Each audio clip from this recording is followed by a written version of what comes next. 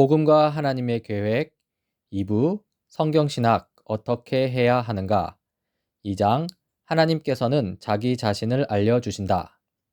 먼저 간추린 내용을 살펴보겠습니다. 우리가 어떻게 하나님을 알 수 있을까? 하나님께서는 우리에게 말씀해 오셨으며 우리가 하나님을 알기를 원하셔서 필요한 것들을 말씀해 주셨습니다.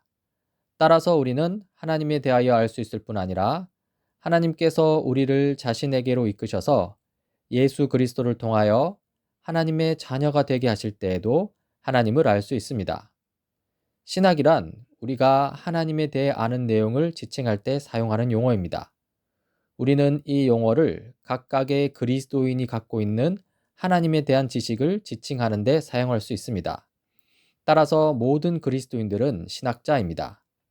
이 성경신학은 하나님의 구원 계획이 차츰차츰 펼쳐지는 순서대로 우리가 그것을 볼 수 있도록 성경을 전체로서 이해하는 하나의 방법입니다. 그래서 성경신학은 성경에 있는 실제 그대로 형태로서 우리에게 주는 하나님의 메시지에 관심을 두고 있습니다. 그리스도인은 누구나 신학자입니다. 이 모든 그리스도인이 신학자인 이유는요. 그리스도인은 누구나 하나님을 알며 하나님에 대해 생각하며 하나님에 대하여 말하기 때문입니다. 이때 신학을 한다는 것은 하나님을 알고 우리를 안다는 것입니다. 신학은 우리가 하나님에 대해 이해하고 있는 여러 가지 다른 측면들을 함께 묶어보는 것이고요. 즉, 하나님에 대해 아는 것이죠. 그리고 이것을 통해 세상을 살아가는 하나님의 구원받은 백성인 우리의 존재에 대해 일관되게 이해하는 것을 뜻합니다. 즉, 신학은 우리 자신에 대해 아는 것까지 포함합니다. 신학을 하는 여러 가지 방법이 있습니다. 이 본 책은 여러 가지 방법 중에 한 가지 방법, 곧 성경신학적 방법을 택하여서 하나님을 알아가고자 하는데요. 이 본 책의 목적은 그리스도인들이 좀 더 유능한 신학자들, 쉽게 말해서 성숙한 그리스도인이 되며 그 결과 하나님 나라의 신실한 일꾼이 되도록 돕기 위함입니다. 기타 여러 가지 방법론으로는요, 조직신학, 역사신학, 목회신학, 주경신학 등이 있습니다. 지금부터 성경신학이 무엇인지 더 잘 이해하기 위해서 기타 다른 방법론을 간략하게 살펴보겠습니다. 먼저 조직신학입니다. 조직신학은 성경의 진리와 가르침들을 다양한 특정 주제 아래 체계적으로 조직해 놓은 신학적 방법론입니다. 예를 들어 계시론, 신론, 인간론, 기독론, 구원론, 교회론, 종말론 등이 있죠. 그리스도인이 믿는 내용을 기독교의 모든 면들을 포괄하는 전체적인 교리 체계로 진술하는 신학적 방법론이고요. 이 기독교의 가르침들을 질서정연하게 배열해 놓았음을 의미하는 명칭으로서 이 교의학이라고 하기도 합니다. 이것은 기독교 신앙이란 무엇인가 라는 질문에 대한 체계적인 대답이기도 하죠. 조직신학적 방법론의 예로서 역사적 신앙 고백서들이 있습니다. 영국 성공회에는 이 39개조 신조가 있고요. 장로교회에는 웨스트민스터 신앙 고백서 등이 있습니다. 이 개혁교회에는 하이델베르크 요리문답, 도르트 신조 등이 있고요. 그리고 천주교회에는 트렌트 종교회의 법령, 제2차 바티칸 회의 칙령 등이 있습니다. 이 조직신학은 이렇게 묻습니다. 그리스도인들은 기독교 신앙에 관해 무엇을 믿어야 하는가? 그에 대한 대답은요. 이 조직신학적 작업의 결과로 기독교 교리가 세워졌다는 것이죠. 다음으로 역사신학입니다. 역사신학은 수세기에 걸쳐서 교회가 성경을 어떻게 해석하고 또 성경을 어떻게 적용했는지를 역사적으로 공부하는 학문입니다.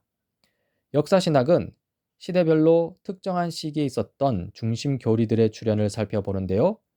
시대별로 발생한 거짓 가르침으로 인한 어려움을 살피고 거짓 가르침에 대항하여 올바른 신학을 세우려는 시도로 인해 생기게 된 갈등을 살핍니다. 따라서 역사신학은 각 시대별로 발생한 이 위대한 기독교 사상가들, 기독교 운동들, 역사적 신조들과 종교 회의들, 분리 운동들과 논쟁들에 대해서 관심을 가지겠죠. 역사신학은 이렇게 묻습니다. 각 시대마다 그 시대에 속한 그리스도인들은 기독교 신앙에 관해 무엇을 믿었는가? 그에 대한 대답은요. 이 역사신학적 작업의 결과로 기독교 교리의 발전에 대한 기록이 생겼다는 것입니다. 다음으로 목회신학입니다. 목회신학은 하나님의 말씀을 그리스도인에게 적용하는 방법을 다루는 학문입니다. 이 목회신학은 그리스도인들의 삶의 모든 영역에 복음을 실제적으로 적용하는 데 관심이 있고요. 이러한 목회신학의 목표는 그리스도인을 치유하고 양육하고 성장시키는 것입니다. 목회신학은 이렇게 묻습니다. 그리스도인들은 어떻게 서로를 섬겨야 그리스도인의 삶 속에서 성장하고 성숙할 수 있는가? 그리고 목회 신학 작업의 결과로 교우들이 서로를 돌보며 함께 성숙하게 됩니다. 다음으로 성경신학입니다. 이 성경신학은 이 책 3부에서 본격적으로 살펴볼 텐데요. 일단 여기서 간략히 살펴보자면 먼저 성경은 다음과 같은 면에서 조직신학과는 다릅니다. 이 성경은 어떤 조직적인 방법으로 신학을 제시하지 않습니다. 이 조직신학과는 다르죠? 성경은 하나님의 백성 가운데 나타난 신학적 사상의 역사를 맨 처음부터 추적하는데요. 성경신학은 이러한 역사적 순서에 따라 그 신학적 사상을 살피고자 합니다. 그리고 성경은 다음과 같은 면에서 역사신학과는 다릅니다. 이 성경은 하나님에 대한 인간 사고의 역사, 즉 성경에 대한 인간 해석의 역사가 아니라는 것이죠. 그러니까 역사신학과는 다릅니다. 성경은 하나님께서 인간에게 주시는 계시의 역사를 담고 있고요. 성경신학은 바로 그 계시의 발전 역사를 다루고자 합니다. 성경신학은 하나님 백성의 역사 가운데 나타나는 하나님의 구원 활동과 하나님의 말씀에 관심을 둡니다.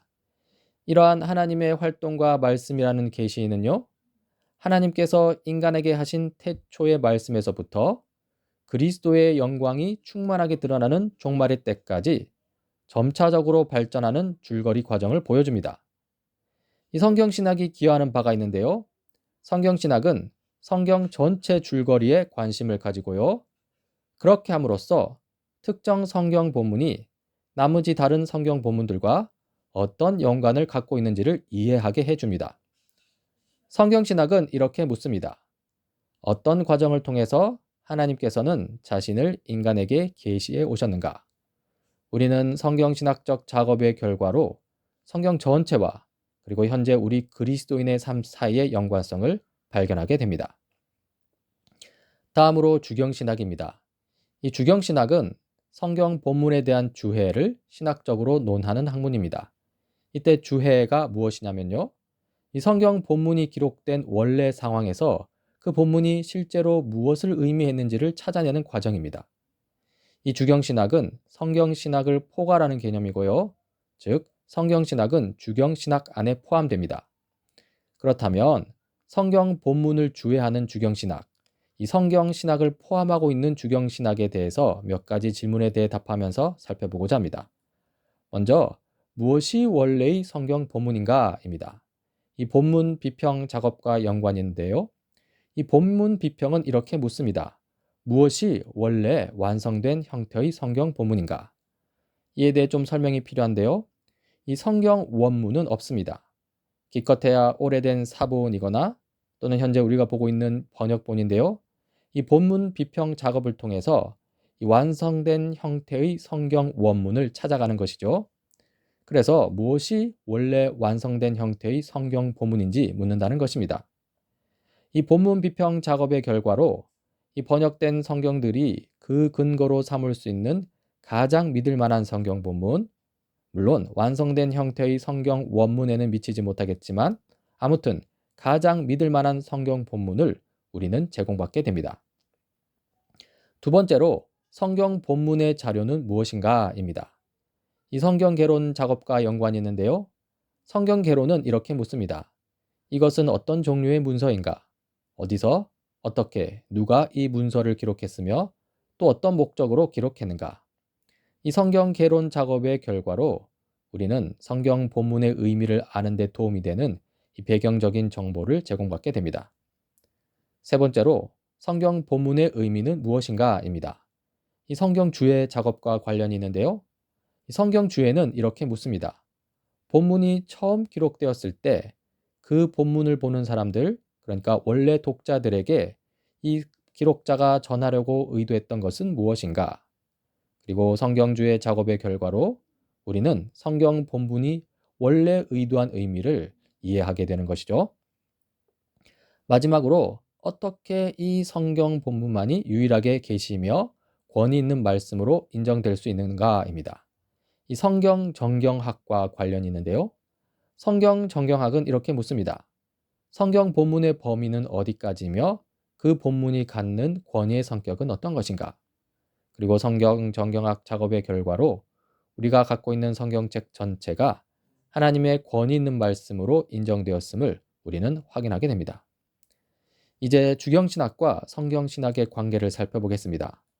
먼저 주경신학의 목표는요, 전체의 각 부분이 원래 의도된 바 그대로 이해될 수 있도록 성경 전체를 올바르게 주의하는 것입니다. 그리고 성경신학은 그러한 주경신학의 마지막 단계인데요. 주경신학의 마지막 단계는 인간에게 주시는 하나님의 계시, 그 계시의 진행이나 점진적인 발전을 살펴보는 성경신학입니다. 지금까지 2장 하나님께서는 자기 자신을 알려주신다의 내용을 살펴보았는데요. 이렇게 하나님은 성경을 통해 자기 자신을 알려주셨고요. 우리는 하나님이 주신 성경 계시에 대한 이 조직신학적 방법론, 역사신학적 방법론, 목회신학적 방법론, 주경신학적 방법론, 또 성경신학적 방법론 등을 통해서 하나님을 아는 지식에 이르게 됩니다.